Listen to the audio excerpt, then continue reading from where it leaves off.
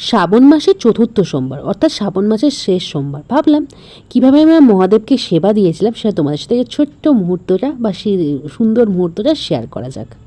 শ্রাবণ মাসের প্রত্যেকটা সোমবারই তো আমি মহাদেবের মাথায় জল ঢালছি। তো ভাবলাম যে আমি কীরকম কী করি তোমাদের সাথে শেয়ারও করা যাক এবং সেটা সেই মুহূর্তটাকে ফ্রেমবন্দিও করা যাক। আর একটা ভালো ব্যাপার যে এই বছর আমি প্রথমবার আমি শ্রাবণ মাসের সোমবারগুলো পালন করছি। তো এর আগে আমি কখনোই শ্রাবণ মাসের সোমবার পালন করিনি, বাট এই বছর কি জানি মন থেকে চাইলাম যে শ্রাবণ মাসের সোমবারগুলো পালন করব, তাই শ্রাবণ মাসের সোমবারটা পালন করলাম। আর আজকে মানে চতুর্থ সোমবারের দিন মহাদেবের জন্য আমি নিজের হাতে ভোগও বানিয়েছিলাম। এর আগে গোপালের জন্য, গণেশের জন্য, এমনকি রাধারানীর জন্য আমি ভোগ বানিয়েছি, বাট এই প্রথমবার মহাদেবের জন্য ভোগ বানিয়েছিলাম।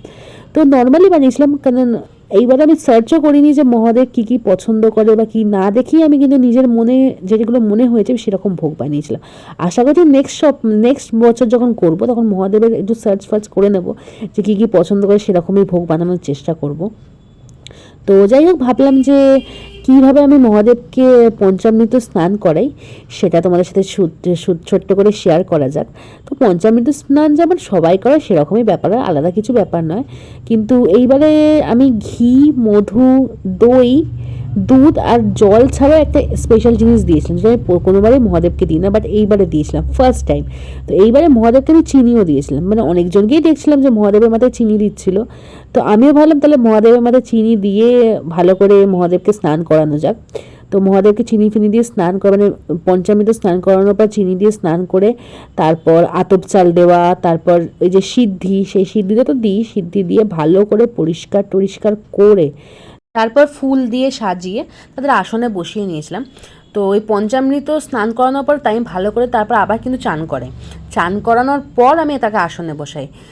মানে পঞ্চামৃত স্নান করার পর আমি গোপালকে যেমন করি, গোপাল, গণেশ, সবাইকে, রাধাকে যখন আমি সেদিনকে স্পেশাল দিনটাতে তাদেরকে সবাইকে তো পঞ্চামৃত স্নান করে তারপর ভালো করে পঞ্চামৃত স্নান করানোর পর ভালো করে কিন্তু আমি চান করাই। তা ভালো করে যাতে ওই ব্যাপারটা, ওই ঘি মধু ব্যাপারটা যেন চলে যায়, তারপর তাদেরকে আমি আসনে বসে। তো আমি শিব ঠাকুরের ক্ষেত্রে আমি তাই করেছিলাম, ভালো করে পঞ্চামৃত স্নান করানোর পর আবার চান করি যাতে ওই ব্যাপারটা চলে যায়। তারপর আমি আসনে বসিয়েছিলাম, তারপর আসনে বসিয়ে দেওয়ার পর তারপর নর্মালভাবে পুজো করে নিয়ে তারপর ভোগ দিয়েছিলাম।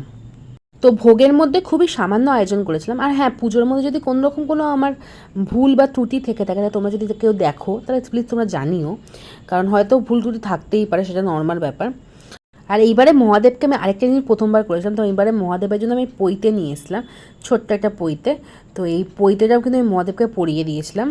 তো প্রত্যেকবারই ভাবি যে মহাদেবের জন্য পৈতে নিয়ে আসবো, পৈতে পরিয়ে দেবো। তারপর ভাবলাম তারপর শ্রাবণ মাসটা এত সুন্দরভাবে যেন পালন করছি, তাহলে এবারে মনে করে পৈতেটা নিয়ে আসতে হবে। তো চলো এবার তোমাদের সাথে শেয়ার করা যাক যে আমি মহাদেবের জন্য কী কী ভোগ আয়োজন করেছিলাম। খুবই সামান্য ছিল, তো চলো শেয়ার করা যাক।